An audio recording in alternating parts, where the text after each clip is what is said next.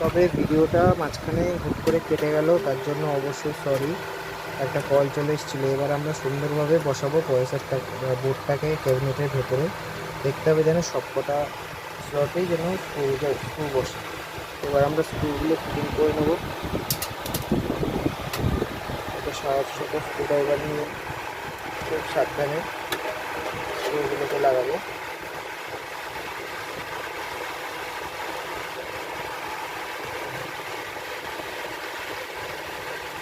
খুব সাবধানে আস্তে আস্তে। তাড়াহুড়ো এই কাজে একদমই তাড়াহুড়ো করা যাবে না, তাড়াহুড়ো করলে যে কোনো সময় বিপদ ঘটতে পারে।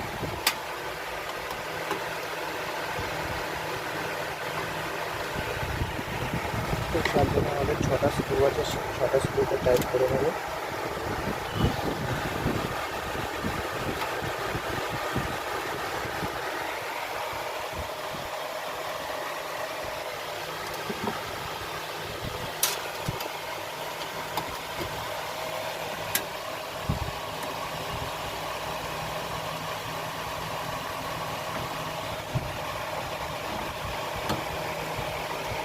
সাবধানে স্ক্রুটাকে টাইট করে নেবো। 6টা স্ক্রু, এখনও আমাদের 3টে স্ক্রু রয়েছে।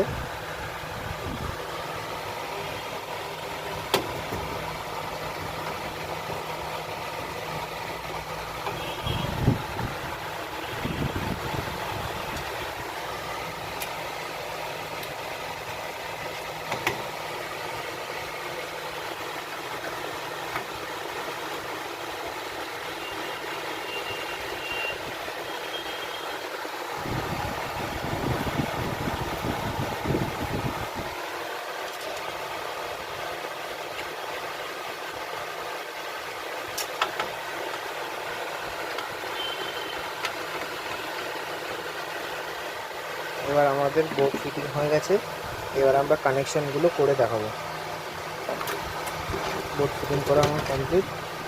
এই যে 24 পিনের যে কানেক্টারটা দেখছো, এটা এই জায়গাটায় সেট হবে। এই জায়গাটায় সেট করে দেবো সুন্দর করে। আর ডিসপ্লেটা এই অবস্থায় যদি পাওয়ার দেওয়া হয়, বোর্ডে ডিসপ্লে দেবে না। তার কারণ এই পিনটা না লাগালে বোর্ডে ডিসপ্লে দেবে না। তো কারণ এই পিনটা 4 ভোল্টেজ থাকে, 4 ভোল্টেজ না লাগালে মাদারবোর্ডে ডিসপ্লে আউট করে না। তো এইটা দিয়ে কানেকশন করব।